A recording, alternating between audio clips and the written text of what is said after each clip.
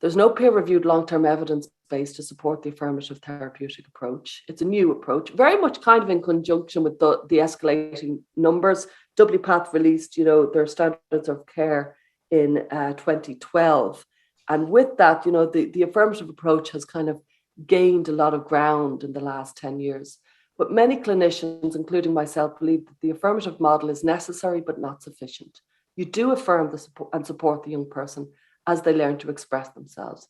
You affirm your client's feelings, but that doesn't mean you confirm every thought or belief that they might have. And it's very seldom helpful to concretize every idea and belief an individual might have.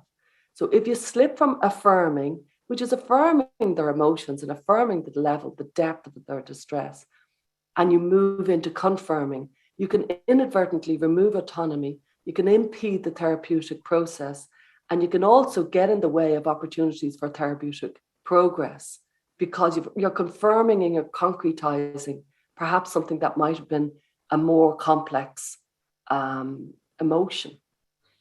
So in many ways, you could say clinicians are seeking understanding while adolescents are seeking identity. Adolescents should be seeking identity. That's developmentally appropriate.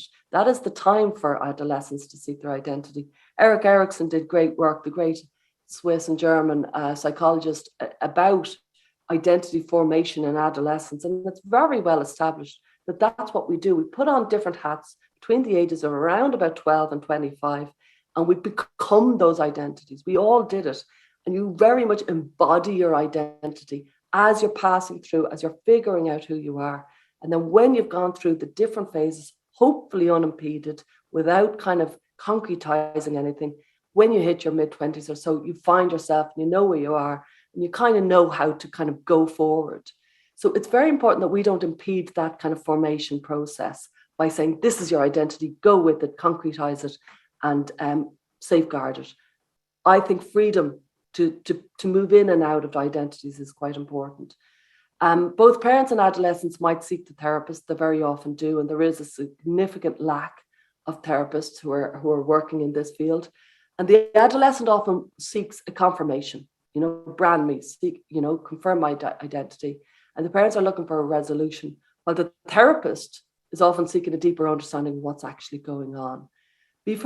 I think we need to be careful that adolescents might use their identity as a shield to prevent further exploration. It's not a new concept. We've often seen it as clinicians, that sometimes the client can come in saying, I want to talk about this. And actually, as Fritz Perls said, what's going on and what's really going on. It's very, very common within the therapeutic context for somebody to come in looking for treatment about, should I leave my husband? And then a few weeks later, I'm talking about their alcoholism. Common, it's not unusual, but just we need to be aware that identity can be used as a shield. They might construct an imaginary identity online. It's very important that any clinician is aware of the online media influences. And they might repress their sexuality, and they might repress it within a gender identity.